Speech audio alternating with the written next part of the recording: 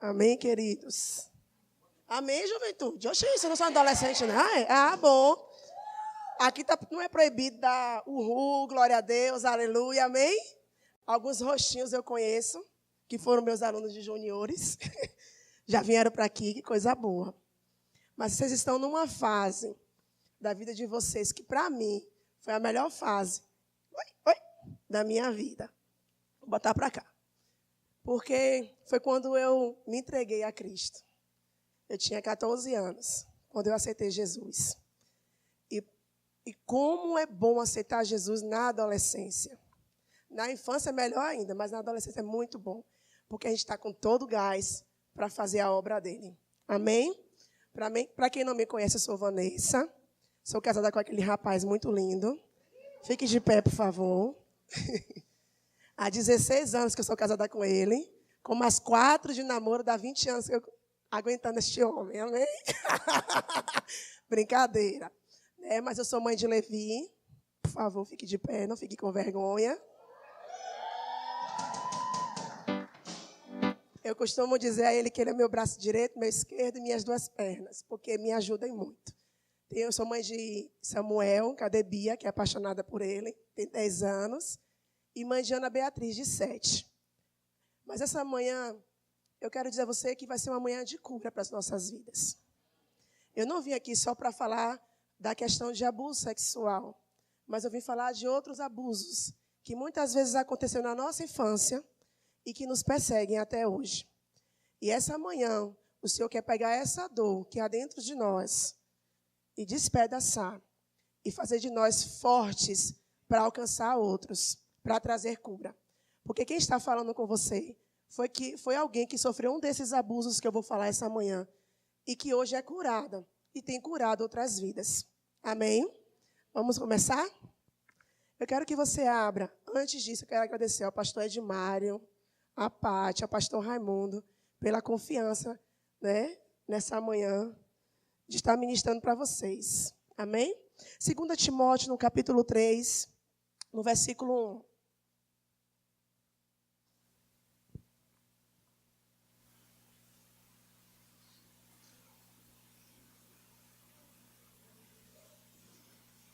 Amém? 2 Timóteo 3, 1. Se não está encontrando, pede ajuda um amigo do lado aí.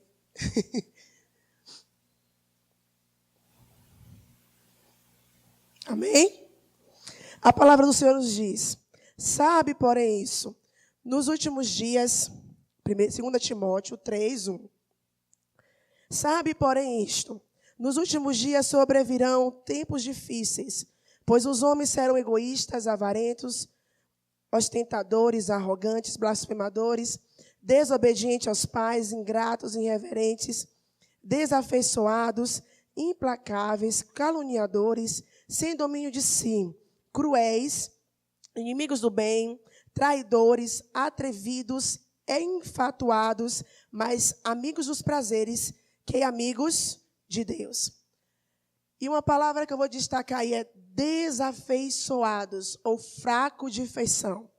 E o que é que isso quer dizer?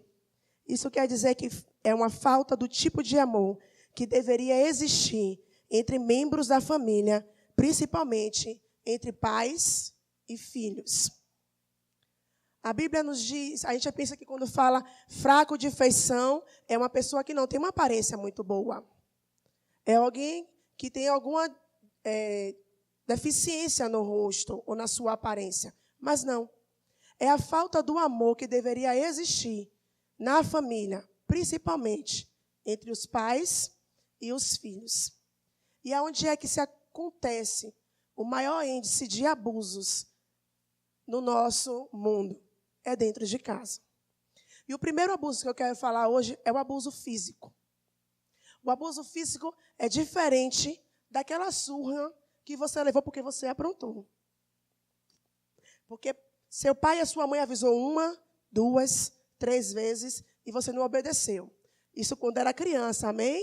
Ninguém aqui mais apanha não, pelo amor de Jesus, né? Vocês são adolescentes, já está amadurecendo, né? Por favor. Mas assim, o que é a diferença do abuso físico para a surra que a gente levava. A surra, muitas vezes, quando a gente levava vocês, na minha época era mais difícil. Mas a surra, muitas vezes, que vocês levavam, era o cinto, era o chinelo. No meu caso, era a escova de sapato. Eu tomava 6 bolos nessa e 6 nessa. Muitas vezes, era empurrões. Mas por quê? Porque havia um estresse muito grande na vida da minha mãe. Porque ela criou a gente sozinha. Mas a agressão, ela é diferente da surra, por quê? Porque a agressão, ela vem para machucar. Ela vem para deixar marcas. Ou seja, a agressão física é queimaduras. Vocês acham que não acontece? Acontece. Tem uma vizinha, eu era adolescente, quando minha vizinha chegou na casa de minha mãe, ela era amiga de minha irmã, ela estava com a mão sem a pele, que o pai pegou a colher, esquentou no fogo e botou nela. E até hoje ela tem essa marca aqui na pele dela. Até hoje. Isso é agressão física. Isso não é corrigir. Isso não é correção. Isso é agressão física. A Bíblia diz, não retira a vara do teu filho. Ele está falando de correção. Ele não está falando de abuso físico. Puxar o cabelo, jogar na parede. Ou muitas vezes, enfiar a cabeça da privada e da descarga. Isso é abuso físico. Se isso não acontece com você, pode estar acontecendo com alguém que está do seu lado. E você precisa ajudar. Amém? Tem pessoas que precisam das nossas ajudas. Muitas das vezes não acontece conosco. Mas tem pessoas que estão ao nosso lado que estão precisando de ajuda. E muitas vezes vai confiar em você, por você ser crente. E vai conversar com você. Amém? Qual é outro tipo de abuso, Vanessa? O abuso verbal. E esse é um dos piores. É o pior do que o físico e pior do que o sexual. Por quê? Porque uma palavra maldita a gente carrega para o resto da vida se a gente não deixar Cristo nos curar. Você não vai dar para nada. Isso é imprestável. Ah, você está muito gorda. Você está magra demais. Esse cabelo seu é ruim. Sabe os bullies que acontecem na escola? Você precisa abrir a boca e conversar com alguém. Eu estou dizendo para vocês de uma mulher adulta. Eu tenho cara de menina, não tenho? Mas eu vou fazer sexta-feira 34 anos. E eu comecei, o Espírito de Deus começou a trabalhar comigo assim. Você vai ouvir muitas coisas, mas tem que passar pelo filtro. Escute aqui, saia por aqui. Não deixe entrar no teu coração. Uma vez eu me incomodava muito, porque eu era assim, magrinha, tá? Esbelta, assim, que nem vocês. Mas, depois de ter 3 filhos, eu engordei. E a comparação era, toda vez que via uma mulher gorda na rua, ó, Vanessa, sua irmã. Aquilo, eu chegava em casa arrasada, eu chorava, eu entrava no quarto, eu chorava. E o Espírito diz, até quando você vai ter que ficar ouvindo e deixando entrar no seu coração? Ouça, mas o que não é bom, deixa passar pelo outro. Não deixa descer para o coração. Quantos de nós não ouvimos dos nossos pais? Você não tem futuro, não. Muito mais aqueles que têm pais que não são crentes. Você não tem futuro, não. Você não vai dar para nada. Você, do jeito que você é feia, você nunca vai casar. Essa manhã eu vim mexer com vocês. Mas eu não vim trazer emoção, como o pastor Edmário falou. Mas para trazer cura essa manhã. Amém? Essas expressões verbais, ela vem para nos machucar. Ela vem para nos ferir. Eu conheço um menino que ele estava conversando comigo e fez, Vanessa, eu tive que trocar de escola. Eu disse, por quê, pai? Ele disse assim, porque na minha escola os meninos tinham mania. Tem mania de ir para o banheiro assistir filmes pornográficos. E por eu ser crente, filho de pastor, eu disse que eu não iria. E eles começaram a perturbar esse menino. Ah, você é gay.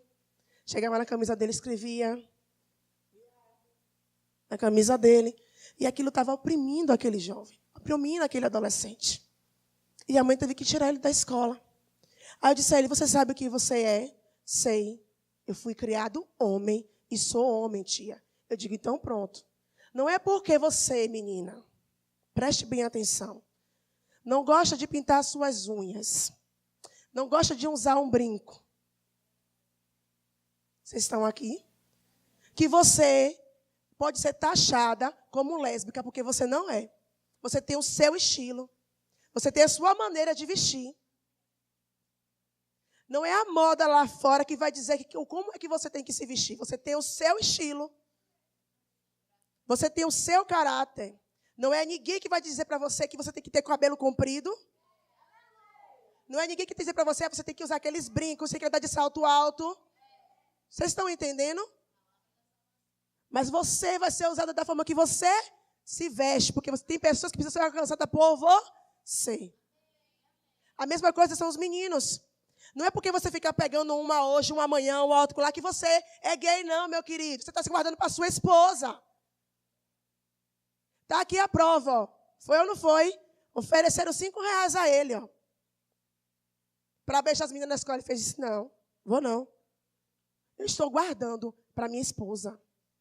Sabe o que é isso? São ensinamentos que eu implementei nele. E estou ensinando vocês essa manhã. Não é porque você não passa a mão, a menina passa, você passa a mão na menina, que você deixa de ser homem, não. Você é homem. Mas é um homem de Deus, que trata bem as mulheres. Que cuida das mulheres, que cuida das meninas. E vocês, meninos, prestem bem atenção que eu vou dizer a você. No dia que você vê um colega seu desrespeitar uma mulher, chame ele a atenção mesmo. Seja quadrado, porque redondo vai para o inferno. Viu? Não tem a escola que diz que é redondo, que é melhor que desce. Não, seja quadrado mesmo. Porque Deus quer te usar dessa forma. Esse negócio de ficar, piadinha, no meio de piadinhas indecentes. Cai fora, meu velho. Cai fora disso. Deus te chamou para ser luz nas trevas. Ser luz aqui dentro é muito fácil. Eu quero que você seja luz na escola, nos ambientes que você vive. Aí você vai me dizer, Vanessa, tem problema em andar com homossexual? Nenhum. O único problema, sabe qual é? O que você é? Um influenciado ou um influenciador? O que você vai fazer? Você vai puxar ele para perto de você para aceitar Jesus ou vai estar na mesma prática que ele?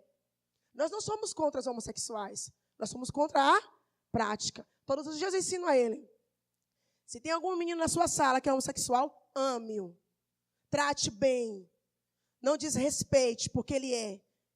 Mas não esqueça de falar a palavra. Não esqueça de ensinar a palavra a ele. De dizer que Deus o ama do jeito que ele é. Sabe por quê? Quem vai transformar ele não é eu, não é você. É o Espírito de Deus. Porque a Bíblia diz que quem convence o homem não é eu, não é você. O nosso papel aqui na terra é só amar. Como Cristo fez. Cristo não desprezou aquela mulher lá na hora de beber a água. Ele não desprezou. Ele poderia ter desprezado. Por quê? Porque os judeus não tinham comunhão com os samaritanos. Mas ele não desprezou. Pelo contrário, ele trouxe transformação na vida daquela mulher. Então, se levante como adolescente de Deus. Se você está vendo que tem alguém do seu lado, na sua escola, sofrendo bullying, ajude-o. Faça alguma coisa. Nós temos que parar. Você sabe qual é o mal desse século que vocês vivem agora? Para as igrejas? É uma palavra bem simples, chamada normal. Tudo é normal. Ser homossexual hoje é normal. Sofrer bullying hoje é normal. Sofrer qualquer tipo de agressão na escola é normal.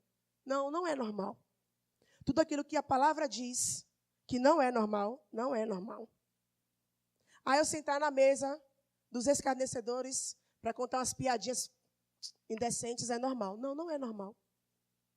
Mas é porque eu preciso ser aceito. Você vai ser aceito por causa da palavra que habita dentro de você. Porque hoje a juventude está cansada do blá, blá, blá. E eles querem ver o quê? Atitudes que correspondam com o que você diz. Atitudes. As pessoas hoje querem ver atitudes que correspondam. eles estão cansados de crentes que falam uma coisa, mas vivem outra. Amém? Mas existe o abuso sexual. E, Vanessa, o que é o abuso sexual? É alguém tocar no seu corpo sem permissão. Ou fazer com que você toque no corpo dele sem permissão. Sem você querer. Mas como é que começa um abuso sexual? Primeiro, ele vai começar com um assédio. Então, pegar no cabelo. É passar uma mão no braço. É também, falar coisas. E você muitas vezes passa assim, você passa, o menino, pô, você tá gatinha hoje, aí você abre os dentes. Você já está dando ousadia. Viu? Na minha época, minha mãe dizia isso. Feche os dentes, se comporte. Por quê? Porque começa assim. Pô, você tá linda hoje, já começa. Tá linda hoje, a mãe tá. Pô, você tá um gatinho hoje, aí começa. Daqui a pouco tá indo além do que você não permitiu. Pati, aqui tem alguém que namora? A cara da... Pronto, tem alguém. Mas deixa eu te dizer uma coisa. Para aqueles que namoram, é como um remédio essa manhã. Mas para os outros que não namoram, é vacina. Meninas, prestem bem atenção que eu vou dizer a vocês essa manhã. Se você impõe limites ao seu namorado e ele infringe esses limites, caia fora. Porque se ele não respeita você no namoro, ele não vai lhe respeitar no casamento. Ele não vai lhe respeitar. Se você põe em limite, você diz assim, no meu corpo você não toca, só depois do casamento, e ele tenta quebrar o que você falou, caia fora.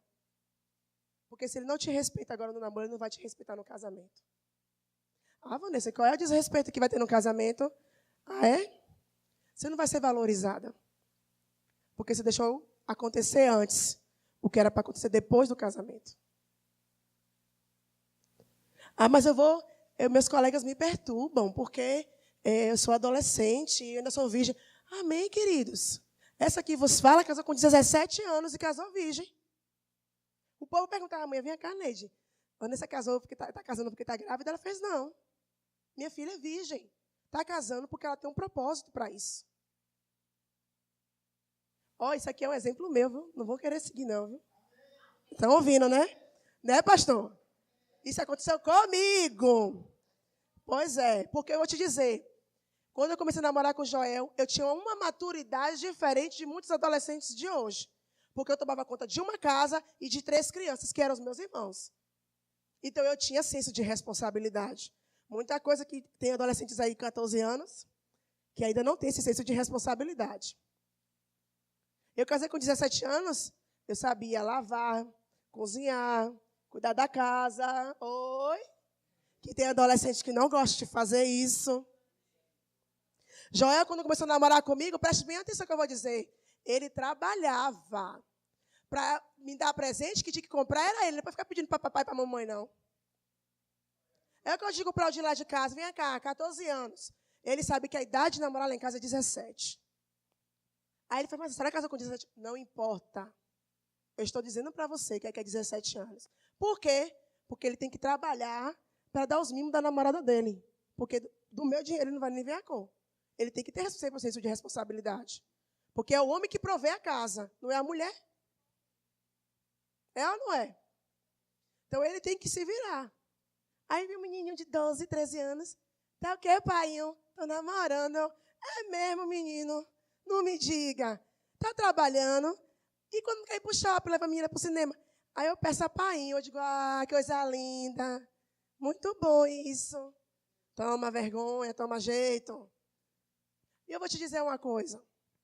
Bem séria. Eu não sei porque Deus está me levando para esse lado, mas vamos lá. Ficar com um hoje, amanhã outro, isso é prostituição. Tá? Hoje eu fiquei com o Juninho, amanhã eu fiquei com o Isaac. Isso é prostituição, não tem diferença nenhuma. Nenhuma. Tem. A única diferença é que elas são pagas para fazer isso. Se guardem. Quem está falando para você é quem teve o primeiro namorado lá. Foi com quem eu casei. As minhas colegas falaram, Vanessa, tem um menino ali querendo namorar com você, vai lá. Sabe o que eu fazia? 10 minutos antes de terminar a aula própria, posso ir no banheiro, pegava minhas coisas e fugia. Fugia. Sabe por quê? Porque eu sabia que eu precisava me guardar. Todas as vezes eu dizia, eu vou ser mulher de um homem só. Todas as vezes eu dizia, nem crente eu era, viu? E eu dizia, eu vou ser a mulher de um homem só, eu vou parir de um homem só. E assim, meu pai fez. Então é necessário a gente se cuidar. É necessário a gente se cuidar com as palavras que nós ouvimos. Eu conheço pessoas que o pai dizia, que nada, tu vai dar para gay. Quantos adolescentes eu conheço que diziam isso? Que o pai disse, tia, meu pai disse que eu vou dar para gay. Não vai dar não, meu filho. Porque entre a palavra de seu pai e a palavra do nosso Deus, você fica com a palavra do nosso Deus que diz que você é homem, que você é mulher. Amém? Aleluia. Vamos lá. Elinho, me ajude aqui, meu filho. Eu vou mostrar, eu perguntei a Paty se eu podia, ela disse que podia, né? Deixa eu te falar uma coisa. É um desenho infantil. Com as crianças, elas recebem com muita, às vezes, assustada, mas vocês são adolescentes. Amém? Tem crianças que hoje são adolescentes que sofrem esse tipo de abuso. De um avô, de um tio. Levanta, Elinho. Elinho, tome vergonha. Aqui, por favor. De um avô, de um tio, de um primo, de um pai. E quem sabe até de uma mãe, de uma tia. Porque só coloca a culpa em cima dos homens, mas tem mulheres fazendo isso também. Mas também tem outro tipo de abuso.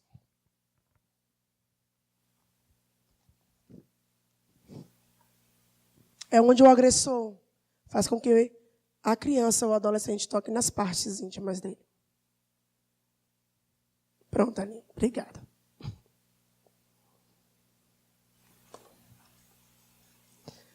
Outro tipo de abuso é a pessoa se exibir. Tinha uma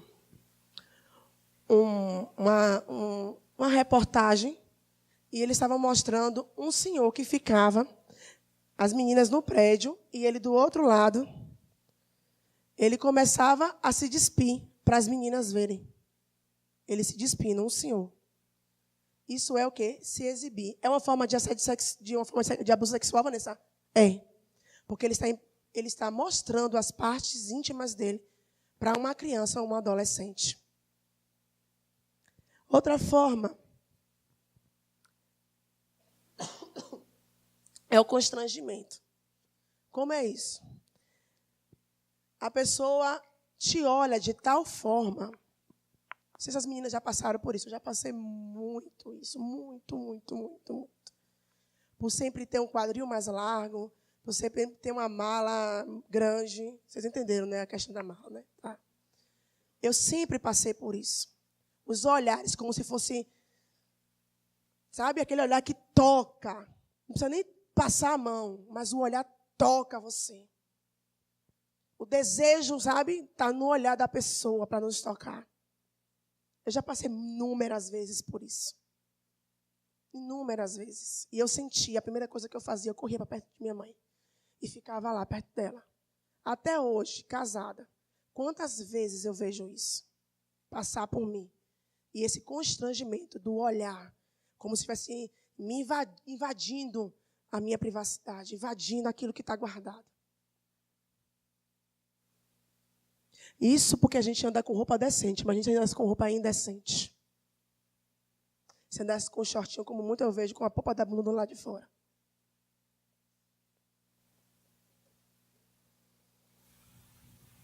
Esses tipos de de abuso sexual que eu estou falando é o seu contato físico, que é o assédio, que é falando, a exibição do corpo, e esse que eu falei agora do constrangimento.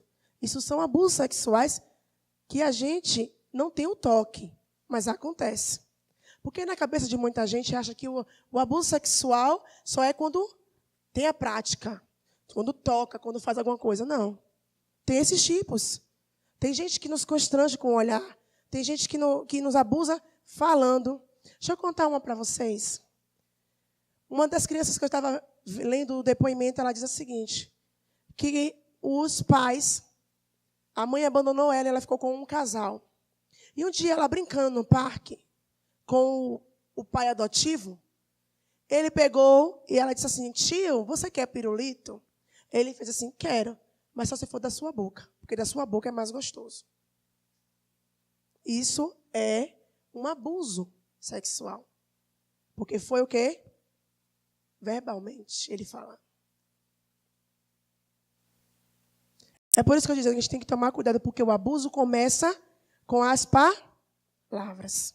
Você está linda, você está gostosa. Meu irmão passou do gostosa, corte. Meninas, corte. Eu não lhe dei ousadia para isso. Porque você está impondo respeito. E ele diz, aí eu não posso tocar não, porque se eu tocar, ela vai falar, ela vai dar logo 2 gritos, vai gritar, vai falar para todo mundo. Então a gente já corta onde? Aqui. Impondo respeito. Mas o contato físico. Qual é o contato físico? Forçar a relação sexual usando violência físicas ou fazendo ameaças verbais. Quantas crianças que hoje são adolescentes e que passaram por anos e anos de abuso sexual e com vergonha, muitas vezes, de contar, ou porque estava sendo ameaçada em contar. Outras que eram forçadas a fazer em troca de um pirulito, ou de uma bala, ou até mesmo de algo que ela tanto desejava, só para ter aquilo. Quantas?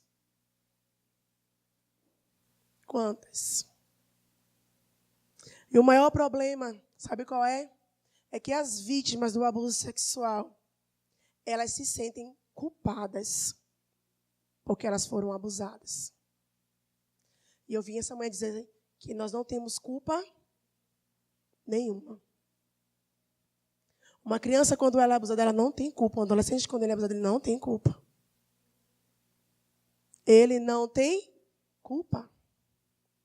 Aí você me pergunta, mas onde é que estava Deus, Vanessa? Quando tudo aconteceu. Jesus já estava lá na cruz, sofrendo pelas essas dores também. Sabe por quê? Porque a Bíblia diz, quando a gente começou a ler, foi o quê? Que nesses tempos, nos últimos dias, haveria homens, o quê? Desafeiçoados, sem amor. Sem amor. E muitas vezes a gente se sente culpado. E olhando as estatísticas dos Disque 100, que é o número que a gente liga para fazer uma denúncia de abuso sexual, eles dizem que 90% das ligações que ele recebe são de abusos sexuais contra as meninas. A porcentagem menor são dos meninos. Mas é porque os meninos estão sendo menos abusados do que as meninas? É porque os meninos não têm coragem de contar. Para não ferir a sua masculinidade. Para não acharem que porque ele foi abusado, ele agora é um homossexual. Eu conheço um jovem que ele relatando para mim, ele disse o seguinte, que ele foi abusado por muitos anos da vida dele. E que naquele momento ele era homossexual. Porque se a relação entre 2 homens é homossexual, ele era homossexual. Eu disse a ele, não, você não é homossexual. Você foi tocado, mas você não é homossexual por causa disso.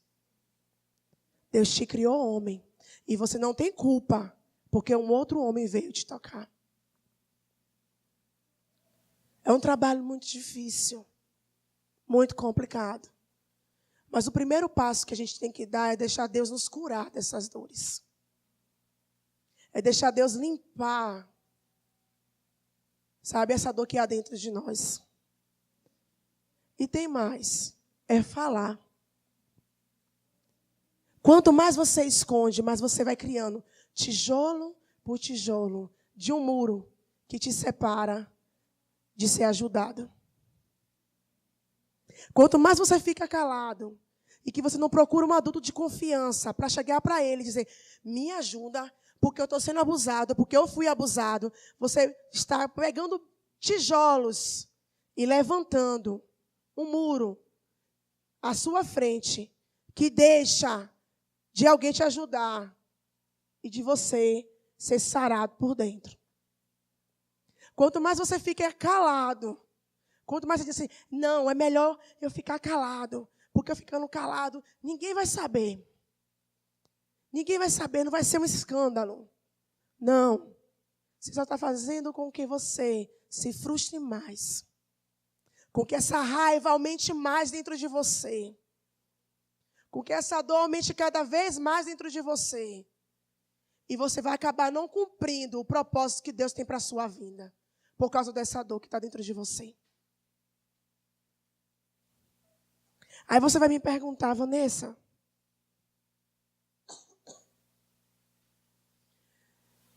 o que eu faço?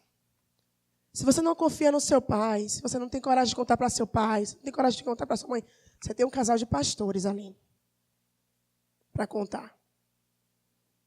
Você tem o pastor Raimundo, a irmã Vânia, para contar. Porque eles vão te amar e vão cuidar de vocês. Vai zelar pela sua vida. Que é a primeira coisa que você tem que fazer quando você sofre um abuso sexual é contar para alguém. Mas é para contar para um outro adolescente? Não, é para contar para um adulto que pode te ajudar de alguma forma. É chamar um adulto de confiança e dizer para ele, me ajuda, porque eu não aguento mais. Me ajuda, porque eu não aguento mais sofrer na mão de minha mãe, de tanto que ela me bate. Me ajuda, porque eu não estou aguentando mais, porque as palavras que estão saindo da boca da minha mãe, eu estou sofrendo bullying na escola, me ajuda. Me ajuda, porque eu não aguento mais ser tocada. Me ajuda, porque eu não aguento mais ser tocado. Você precisa procurar um adulto para isso. É melhor procurar um adulto do que você ficar se cortando. Vanessa, a gente está na igreja, mas tem pessoas aqui fazendo isso. Eu não estou falando de mim mesma. É melhor você contar do que você ficar se mutilando, tanto por dentro quanto por fora.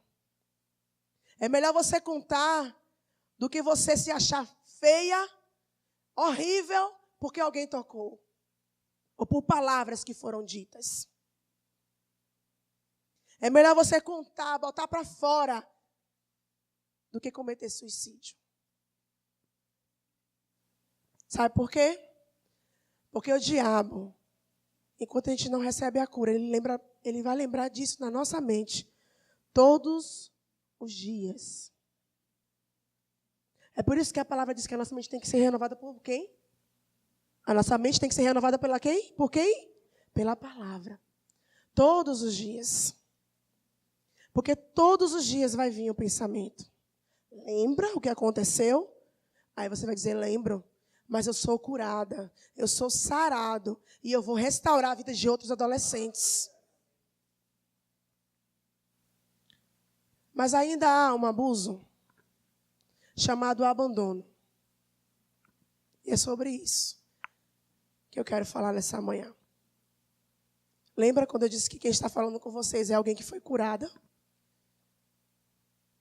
Há um planejamento de Satanás terrível.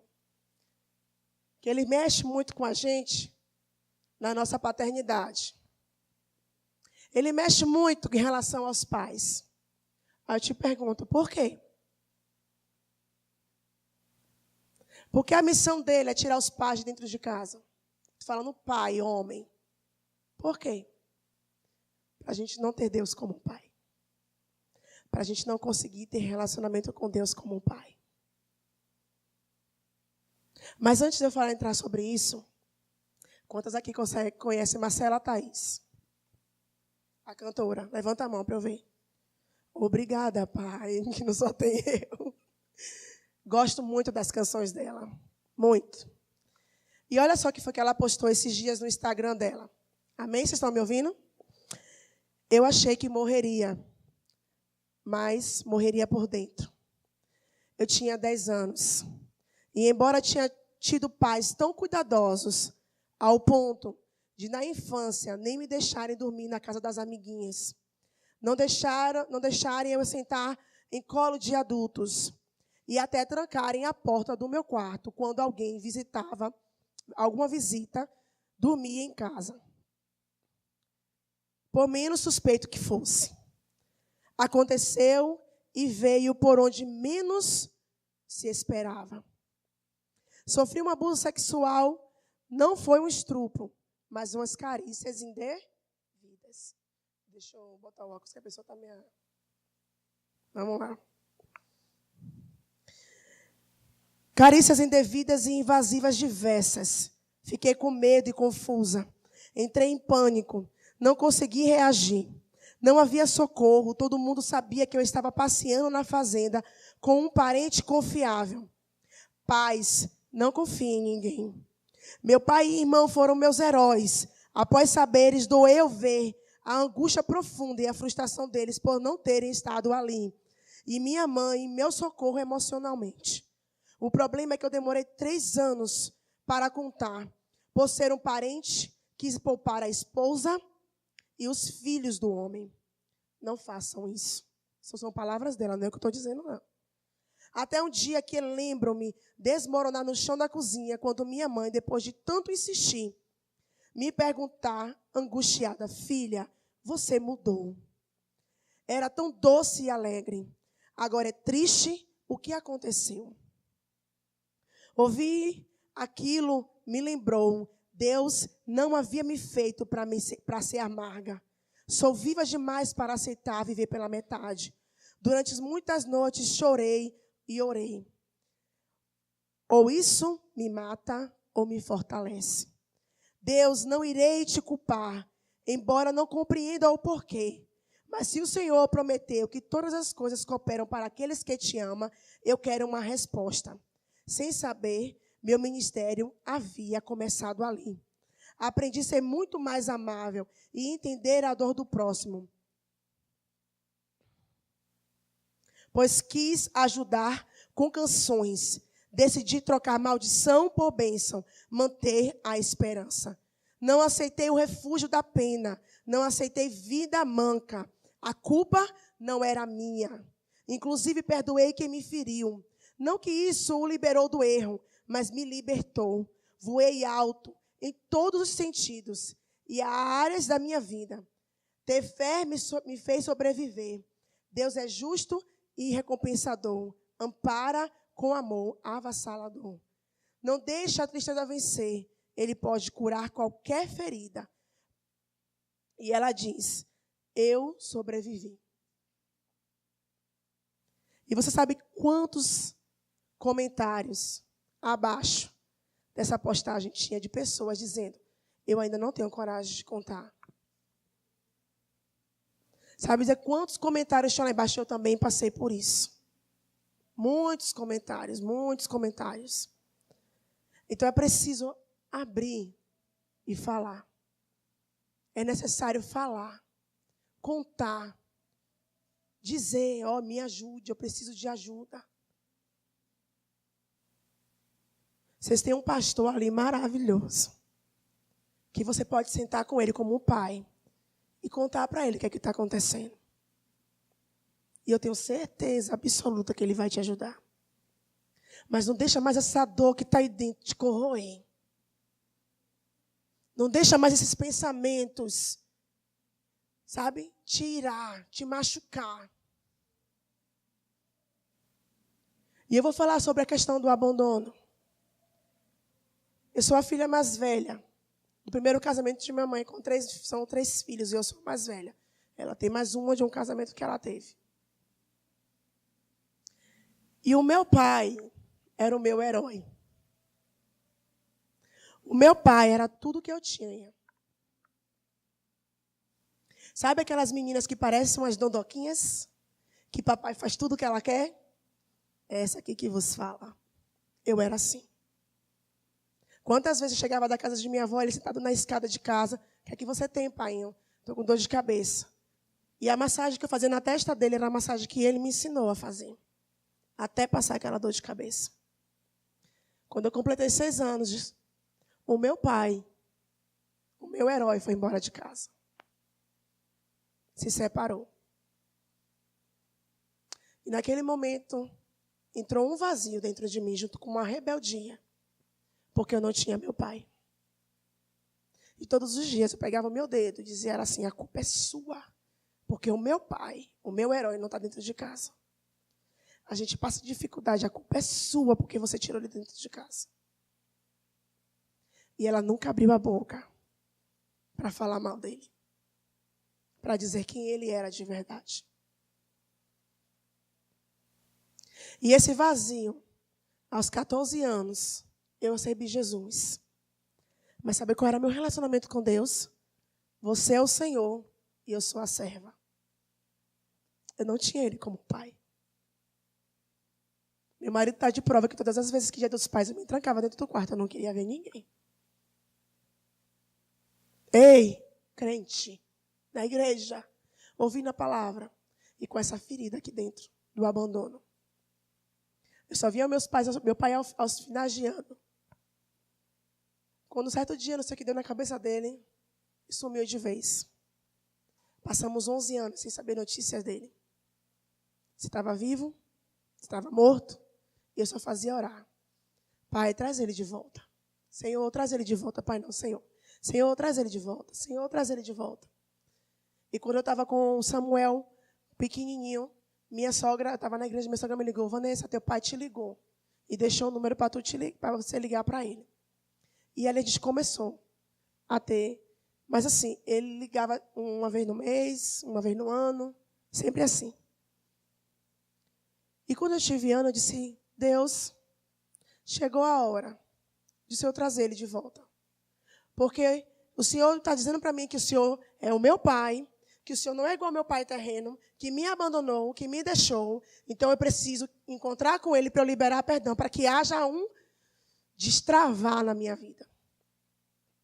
Eu preciso ter um relacionamento com o Senhor como pai, mas eu não consigo. Na época eu estava no segundo ano do Rema, e o professor Anderson Meirelles estava falando sobre caráter de Deus. E que aula! Chegava todas as noites em casa chorando e dizendo, Deus, eu preciso restabelecer um relacionamento de pai com o Senhor. Até que o Senhor realizou o que eu pedi. E sabe quando eu abracei meu pai aqui? Eu disse a ele, obrigada, Senhor. Porque hoje foi destravado. E hoje eu tenho a plena certeza de que eu tenho um pai. Ele voltou para o lugar onde ele mora. Lá em Roraima. A quantos quilômetros de distância. Mas eu não preciso mais dele. Porque eu tenho um pai que cuida de mim. Eu tenho um pai que zela por mim todos os dias. Todos os dias.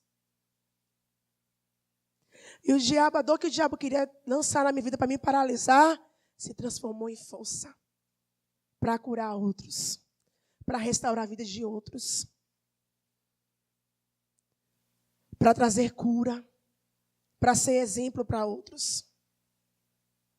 Sabe que Deus vai usar essa dor, vai despedaçar ela. Vai despedaçar ela e vai trazer uma fortaleza dentro de você. Uma fortaleza que você vai alcançar outros jovens, outros adolescentes. Você vai se levantar de tal forma, que o que você vai fazer vai dar um tapa na cara do diabo tão forte. Como eu fico alegre quando um jovem ou um adolescente que foi ferido se levanta em Deus. Eu digo, toma, diabo, esse você perdeu. Porque Deus quer nos usar, independente do que a gente passou. independente do abuso que foi cometido nas nossas vidas. Independente das palavras que nós ouvimos, Ele quer nos usar. Há um propósito. O salmista diz que antes mesmo dele ter seus, botar músculo, ossos, antes mesmo de chegar na barriga da nossa mãe, Ele já havia colocado um propósito nas nossas vidas. E eu estou cumprindo esse propósito. E eu quero ser exemplo para vocês se levantarem e cumprirem o propósito. Vocês precisam cumprir o propósito.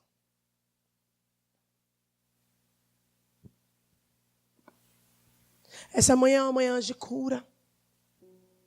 Você não vai sair daqui da mesma forma que você entrou.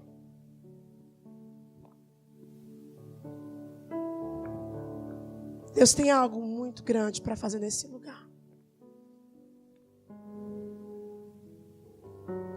Vanessa, eu não tenho forças para contar. Começa a contar para seu pai primeiro. Seu pai. Mas ele tudo vê.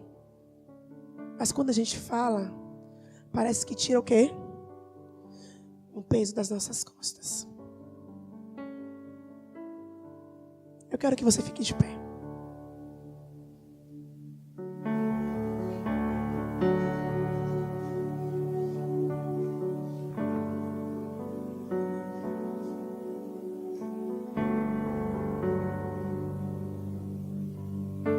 Começa a falar com o seu pai. Começa a botar para fora agora. Esqueça quem está do seu lado. Se vai sair constrangido. Mas vai me constranger. Não vai não. Deus quer trazer cura nessa manhã.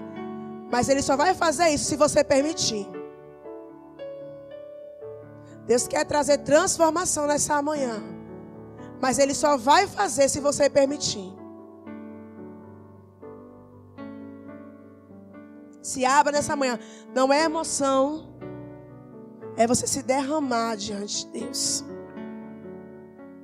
E tem algo muito sério para te dizer. Você precisa perdoar aquele que te agrediu de alguma forma. Seja física, seja verbal, seja sexual. Você precisa liberar perdão nessa manhã. Seja um pai, um tio, um colega de escola, não importa. Comece nessa manhã a liberar perdão a essas pessoas. Comece nessa manhã a dizer...